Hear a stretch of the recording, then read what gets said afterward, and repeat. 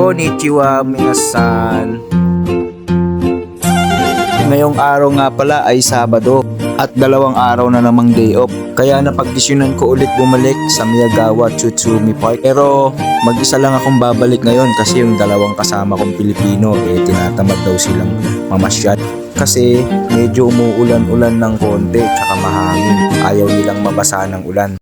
Pero ako mas pinili kong lumabas ng apartment kaysa humiga lang. Sobrang nakakainip talaga sa loob ng bahay. Medyo malayo nga pala yung lalakarin ko. Mga 1 oras mahigit ang gugugulin ko sa paglalakad para makarating dun sa Sakura. Pero okay lang para ma-exercise din ako kahit papaano. Kasi 1 buwan na rin talaga.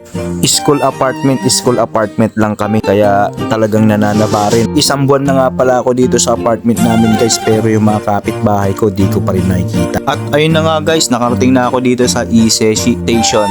Pero malayo-layo pa rin yung lalakarin ko papunta sa Sakura. Pakasing bike na ini-issue yung company namin dito sa Japan. Pero for sure next week i-issuehan na kami kasi nasa company na kami. Deploy na kami sa sarili naming company.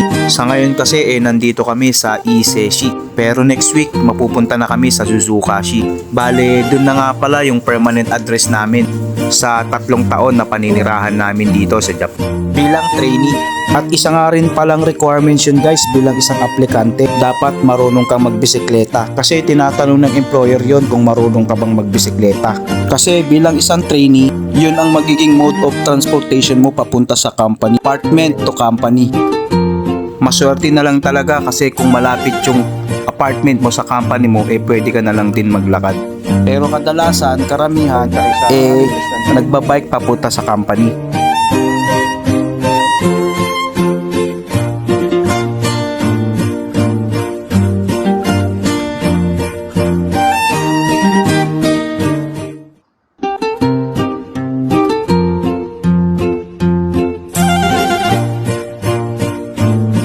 Medyo malayo pa dyan talaga yung lalakarin ko guys, kaya stay tuned lang kayo.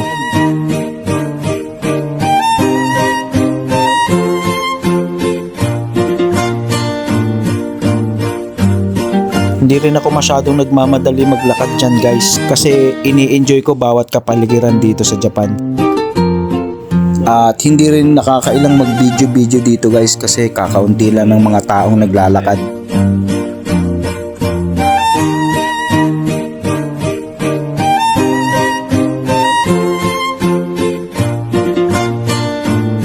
Katulad nito guys, ako lang naglalakad dito kaya nakaka-enjoy mag-video guys kasi walang taong naglalakad.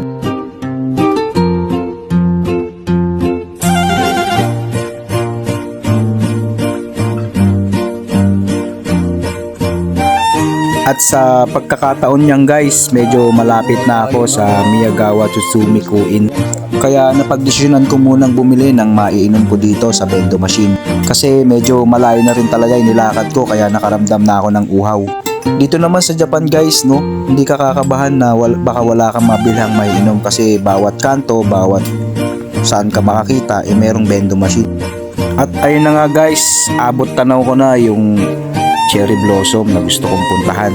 Kaya kahit medyo malayo, worth it naman kapag nakarating ka dyan guys kasi sobrang ganda ng cherry blossom. Ate, hindi ako na-amaze dyan kasi sa picture o mga teleserye ko lang sila nakikita. Pero eto na guys, pag nakita mo siya sa personal, nakaka-amaze talaga guys. Ewan ko lang sa iba ha, kasi para sa akin guys, sobrang ganda sa personal ng cherry blossom.